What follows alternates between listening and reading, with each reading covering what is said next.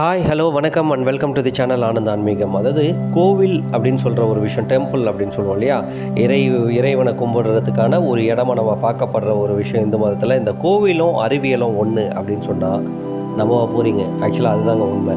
அதாவது நம்மளுடைய ஐம்புலன்கள் அப்படின்னு சொல்லுவோம் இல்லையா, அதாவது சுவைக்கிறது, கேட்கறது, தொடும் உணர்வு, மோந்து பார்க்குற உணர்வு, கண் பார்வையால் பார்க்குற உணர்வு, இந்த அஞ்சுமே வந்து ஒரு இடத்துல கட்டுக்கடங்கி ஒரு இடத்துல நிற்கிது அப்படின்னு சொன்னிங்கன்னா கண்டிப்பாக அது கோவிலாக தாங்க இருக்கும். அதுக்கான ஆதாரமும் சின்ன சின்ன எக்ஸாம்பிள் வந்து நான் இன்றைக்கி சொல்ல போகிறேன். அதாவது கிட்டத்தட்ட மூலவர்னு சொல்லுவோம். கருவறையில் போய் நிற்கும்போது உங்களுடைய மனம் வந்து ஒரு சேர ஒரு இடத்துல நிற்கிதுங்க. இரண்டாவதாக பார்த்திங்கன்னா தீபம் கற்பூரம் அப்படின்றது வந்து பார்க்கும்போது கண்கள் வந்து அதை நோக்கி மட்டும்தான் இருக்குது.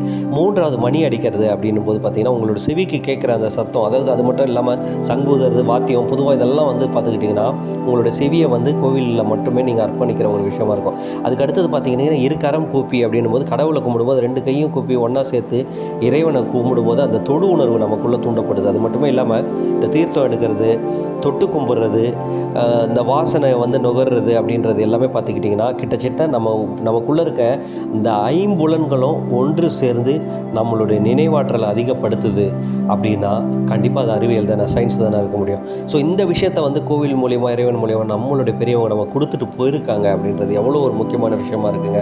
ஸோ அது மட்டுமே இல்லாமல் ஒவ்வொரு மார்க்கத்தில் ஒவ்வொரு மதத்தில் ஒரு மாதிரி சொல்லுவாங்க. நம்ம அதுக்குள்ளெல்லாம் போக வேணாம். இந்து மதத்தை பொறுத்த வரைக்கும் இறைவன் எவ்வளோ பெரிய பொருள் நமக்கு தெரியறதுக்கு தாங்க நம்மளை வந்து கோவிலில் கொண்டு போய் விட்டுருக்காங்க. கோவில் இல்லாமல் இறைவனை கும்பிட முடியுமா அப்படின்னா அது அவங்களுடைய தனிப்பட்ட விருப்பம். ஆனால் இதுதான் பேசிக் லெவல் அப்படின்னு சொல்லுவாங்க, முதல் படிநிலைன்னு சொல்லுவாங்க. அதாவது இறைவன் யார் அப்படின்னா எங்கேயும் இருப்பான், எப்படி வேணா இருப்பான், இறைவனுக்கு உருவம் இல்லை, என்ன வேணால் சொல்லிட்டு போகலாங்க.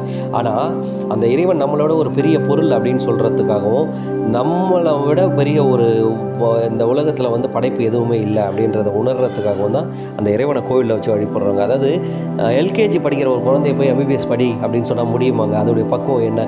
அந்த மாதிரி தாங்க கோவில்ன்றது வந்து நீங்கள் எல்கேஜி மாதிரி ஆரம்ப காலத்தில் இது உள்ளே வரும்போது தான் கடைசியாக நீங்கள் என்ன பட்டம் வாங்க போகிறீங்கன்றது முக்கியம். ஸோ நான் சொன்ன விஷயம் எல்லாமே கண்டிப்பாக உங்களுக்கு புதுசாகவும் ஆச்சரியமாக வந்திருக்கும்னு நினைக்கிறேன்.